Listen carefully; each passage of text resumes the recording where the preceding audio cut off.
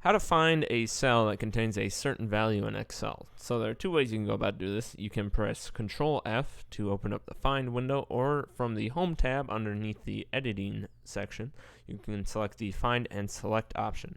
From here, go ahead and select on Find, and then it will ask you to find what text you're looking for. So the text I'm currently looking for is the letter B. I currently have a spreadsheet full of the letter A's, but I know there is a B hiding in here somewhere. I'm just not sure where exactly it is. So I'll go ahead and click on Find Next.